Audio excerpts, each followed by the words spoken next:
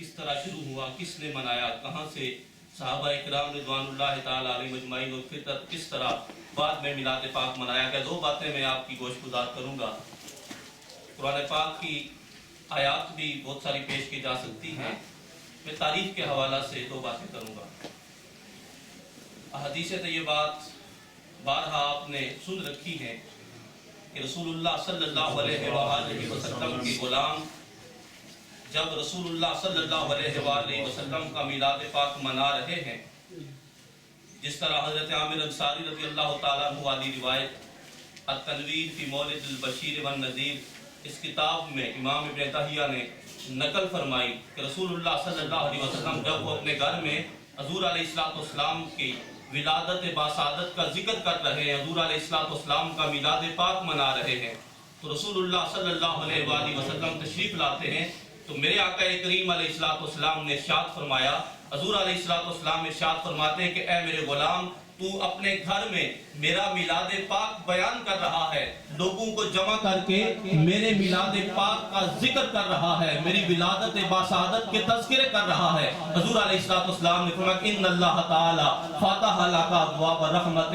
حضور فرماتے ہیں اللہ کریم نے اپنی رحمت کے سارے دروازے تمہارے لیے کھول دیے، اس کی رحمتوں کے سارے دروازے تمہارے لیے کھول دیے ہیں۔ کس نے؟ اللہ رب العزت نے۔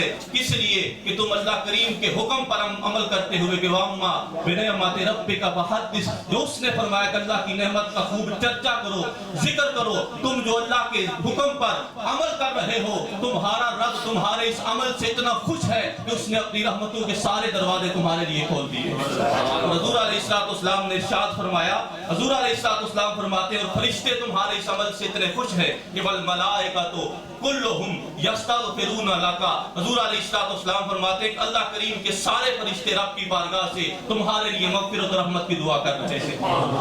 اللہ کریم کے سارے فرشتے تمہارے لیے مغفرت و رحمت کی دعا کر رہے ہیں۔ حضور علیہ السلام نے فرمایا کہ من فعل فعلک نجاتک، حضور علیہ السلام فرماتے ہیں تمہیں تو اللہ کریم نے نجات عطا فرما دی ہے، جو بھی بندہ قیامت تک یہ عمل کرے گا جس طرح اللہ کریم نے تمہیں نجات عطا فرمائی ہے، اللہ کریم اسے بھی نجات عطا فرمائے گا۔ اس قدر یہ بابرکت کام ہے، اس قدر اللہ کریم کا ہمارے اوپر احسان ہے کہ اس نے زندگی کے ہر موڑ پر، ہر قدم پر ہمیں اپنے حبیب علیہ السلام کے میلاد پاک کی محافل سجانے کی بھی سعادت عطا فرمائی۔ حضور علیہ السلام کے میلاد پاک کی محافل میں حاضری کی بھی اللہ کریم نے ہمیں شرف عطا فرمایا۔ اس سے بڑھ کر اس رب کا ہمارے اوپر کوئی احسان ہو نہیں سکتا۔ جتنا بھی ہم شکر ادا کریں کم ہے کہ اس رب نے ہمیں ایسے گھرانے میں پیدا کیا، ایسے مشتاق کریم عطا کیے کہ جنہوں نے ہمیں سکھائی تو ایک ہی بات سکھائی کہ بات کرنی ہے تو اپنے آقا کریم علیہ السلام کی کرنی ہے، ذکر کرنا ہے تو اپنے آقا کریم علیہ السلام کا کرنا ہے،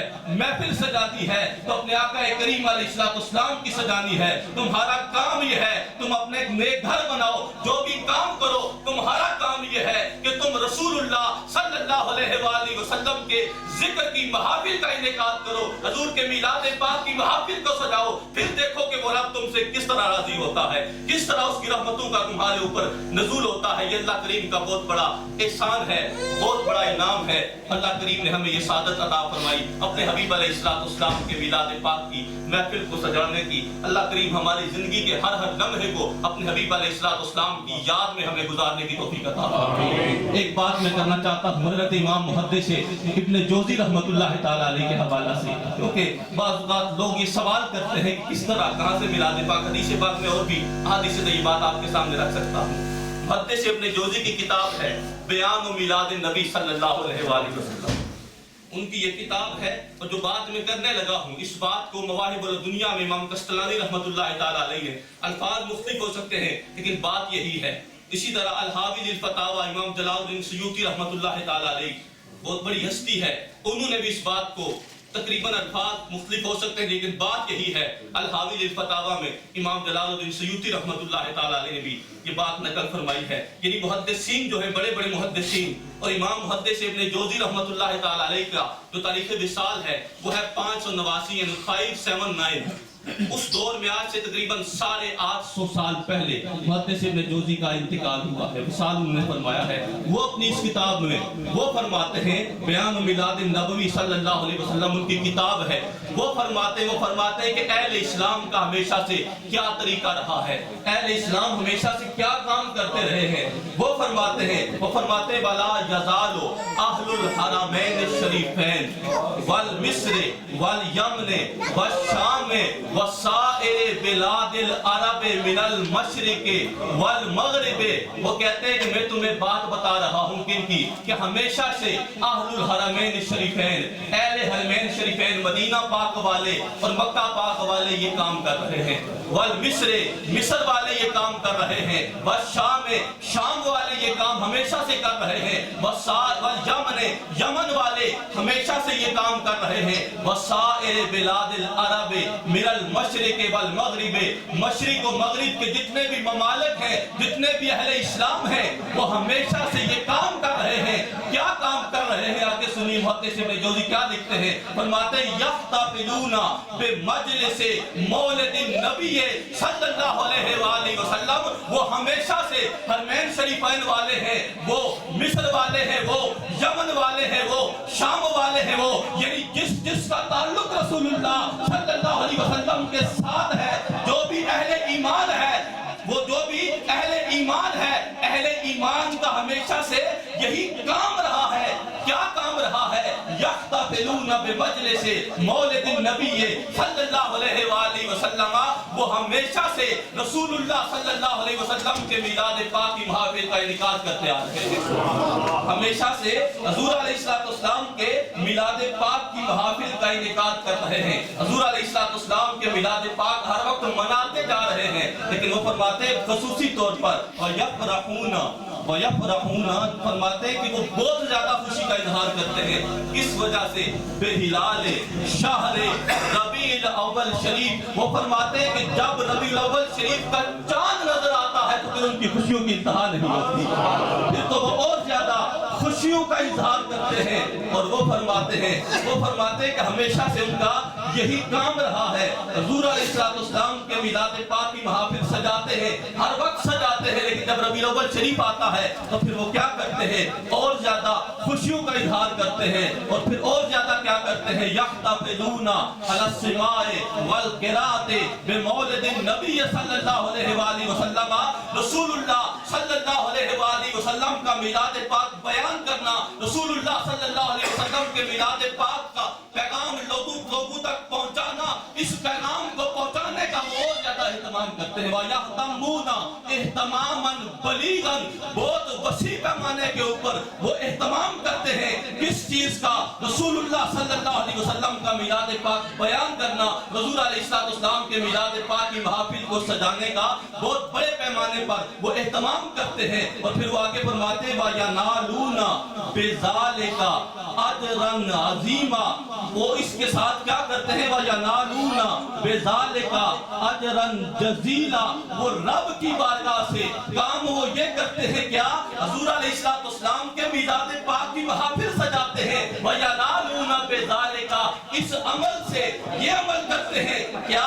رسول اللہ صلی اللہ علیہ وسلم کا میلاد پاک مناتے ہیں, اور پاتے کیا ہیں, يَنَالُونَ بِذَالِكَ أَجْرًا جَزِيلًا وَفَضْلًا عَظِيمًا, رب کی بارگاہ سے انہیں اتنا زیادہ اجر ملتا ہے, اور اللہ کریم کا اتنا بڑا فضل ان پہ نازل ہوتا ہے. اس عمل کی وجہ سے, کس عمل کی وجہ سے, حضور علیہ السلام کا میلاد پاک بنانے کی وجہ سے. یہ تو ہمیشہ سے علیہ السلام کا طریقہ رہا ہے, یہ آج کی بات نہیں ہے. محدث ابن جوزی جو 579 میں جن کا انتقال ہوا, وہ لکھتے ہیں کہ یہ تو ہمیشہ سے علیہ السلام کام کرتے آ رہے ہیں. حضور علیہ السلام کے میلاد پاک کی محافل سجاتے ہیں, حضور علیہ السلام کے میلاد پاک پہ خوشیوں کا اظہار کرتے ہیں, اور اللہ کریم کی رحمتیں ان پہ نازل ہوتی جا رہی ہیں. اس وقت سے لے کر آج تک جو اہل اسلام ہے, جو اہل اسلام ہے, جو اہل ایمان ہے, ان کا تو یہی کام ہے. جو توحید پرست ہیں, ان کا تو یہی کام ہے, ان کا تو یہی کام ہے. ان کی زندگی کا لمحہ لمحہ رسول اللہ صلی اللہ علیہ وسلم کے میلاد پاک کی خوشی میں گزر رہا ہے.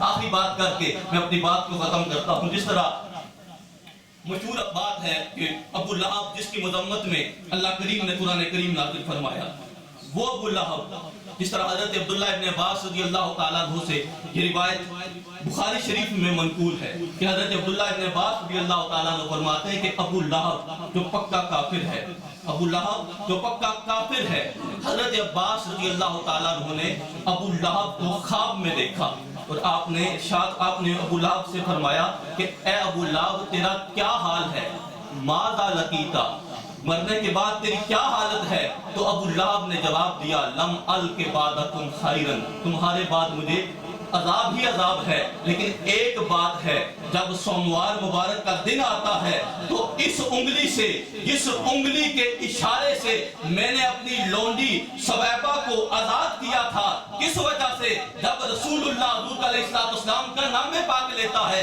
جب رسول اللہ صلی اللہ علیہ وآلہ وسلم کی ولادت باسعادت ہوئی تھی، جس انگلی کے اشارے سے میں نے اپنی لونڈی کو آزاد کیا تھا، اس انگلی سے سکی تو مجھے پلایا جاتا ہے اور میرے عذاب میں تخفیف کی جاتی ہے، میرے عذاب میں تخفیف کی جاتی ہے اس انگلی کی وجہ سے۔ اگر ابو لہب جس کی مذمت میں قرآن کریم نازل ہوا، جس کے بارے میں قرآن کریم میں اللہ رب العزت نے فرمایا کہ ابو لہب کے ہاتھ ٹوٹ گئے، سامعین محترم وہ ابو لہب جس کے ہاتھوں کے ٹوٹنے کو قرآن کریم میں اللہ کریم بیان کرتا ہے، لیکن جب سوموار مبارک کا دن آتا ہے تو اس کی اس انگلی کو اللہ کریم سلامت فرماتا ہے جس انگلی سے اس نے رسول اللہ صلی اللہ علیہ وآلہ وسلم کے میلاد پاک کی خوشی میں اپنی لونڈی سویبہ کو آزاد کیا تھا۔ ہم تو رسول اللہ صلی اللہ علیہ وسلم کے غلام ہیں، ہم تو حضور علیہ السلام کے امتی ہیں، ہم تو لمحہ لمحہ ہر لمحہ یا رسول اللہ یا حبیب اللہ کی صدائیں بلند کرنے والے ہیں، اپنے آقا کریم علیہ السلام کی،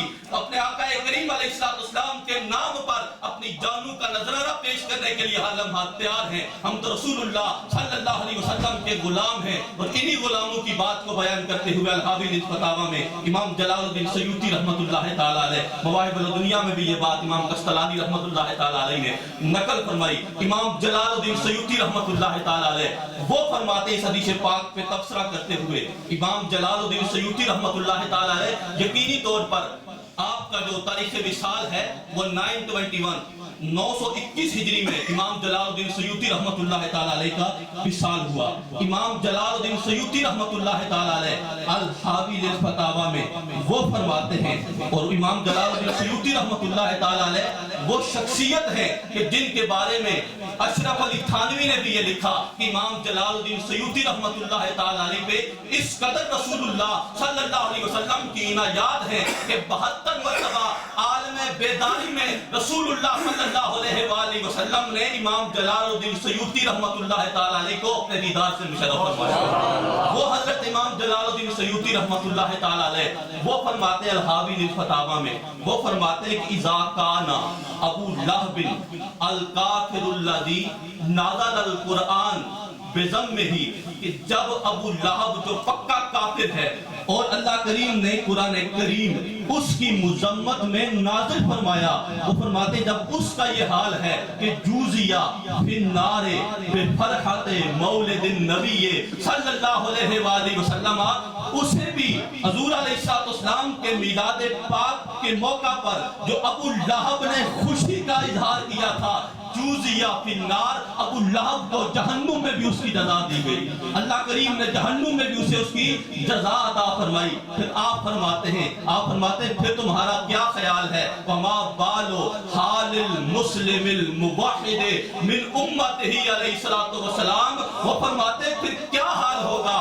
ما بالو حال المسلم الموحد من امتہ علیہ الصلوۃ والسلام، رسول اللہ صلی اللہ علیہ وآلہ وسلم کا غلام، حضور علیہ السلام کا امتی، ما بالو حال المسلم الموحد، موحد کا لفظ استعمال کیا، وہ غلام جو حقیقت میں توحید پرست ہے، امام جلال الدین سیوطی رحمۃ اللہ تعالی علیہ نے یہ لفظ لکھ کر یہ بات و واضح فرما دی اور قیامت تک آنے والے لوگوں کو بتا دیا کہ حقیقت میں توحید پرست کون ہے، حقیقت میں توحید پرست کون ہے۔ آپ فرماتے ہیں با بالو حال المسلم المسلم الموحد، جو حضور علیہ السلام کا امتی، جو حقیقت میں توحید پرست ہے. آپ فرماتے توحید پرست کون ہے؟ الذی یسر بمولدہ علیہ السلام. امتی حضور علیہ السلام کا توحید پرست امتی کون ہے؟ الذی یسر بمولدہ علیہ السلام، جو رسول اللہ صلی اللہ علیہ وآلہ وسلم کے میلاد پاک کی خوشی مناتا ہے، جو حضور علیہ السلام کے میلاد پاک کی خوشی مناتا ہے. الذی یسر بمولدہ علیہ السلام، جو حضور علیہ السلام کے میلاد پاک کی خوشی مناتا ہے. اور آپ فرماتے ہیں وَيَبْذُلُ مَتَّصَلَ إِلَيْهِ قُدْرَتَهُ فِي مُحَبَّتِهِ علیہ السلام، جو بھی اسے توفیق ہوتی ہے حسب توفیق رسول اللہ صلی اللہ علیہ وآلہ وسلم کے میلاد پاک کی خوشی میں وہ خرچ کرتا ہے. امام جلال الدین سیوطی رحمت اللہ تعالی علیہ آپ فرماتے ہیں لے امری، مجھے اپنی جان کی قسم، میں قسم اٹھا کے یہ بات کہنے کے لیے تیار ہوں. آپ فرماتے ہیں کہ انما یکون جزاؤہ من اللہ الکریم ان یدخلہ فی جنت، ان یدخلہ بفضلہ العمیم فی جنات النعیم. امام جلال الدین سیوطی رحمت اللہ تعالی علیہ آپ فرماتے ہیں میں قسم اٹھا کر یہ بات کہتا ہوں، جو بندہ بھی رسول اللہ صلی اللہ علیہ وآلہ وسلم کے میلاد پاک کی خوشی منائے گا، حضور علیہ السلام کے میلاد پاک کی خوشی میں جو اسے توفیق ہے وہ خرچ کرے گا. آپ فرماتے ہیں میں قسم اٹھا کے کہتا ہوں کہ اللہ کریم اپنے فضل کے ساتھ، اپنے حبیب علیہ السلام کے صدقے کے ساتھ اس شخص کو جنت میں داخل فرمائے گا، اس شخص کو جنت میں داخل فرمائے گا. کس وجہ سے؟ یسر بمولدہ علیہ السلام، حضور علیہ السلام کے میلاد پاک کی خوشی منانے کی وجہ سے. اس لیے سامعین محترم یہ بات آج کی نہیں، یہ تو اللہ کریم نے حضور علیہ السلام کا میلاد منایا. قرآن کریم اس بات پہ شاہد ہے. رسول اللہ صلی اللہ علیہ وسلم کا میلاد پاک منانا، اس کا حکم اللہ کریم نے قرآن کریم میں دیا. صحابہ کرام رضوان اللہ تعالی علیہ مجمعین نے حضور کا میلاد منایا. حضور تشریف لاتے ہیں اور فرماتے ہیں ان اللہ تعالی یباہی بکم الملائکہ، اے میرے غلاموں تم یہاں پر بیٹھ کر میرا میلاد منا رہے ہو، اللہ کریم فرشتوں کو جمع فرما کر تمہارے اوپر فخر فرما رہا ہے.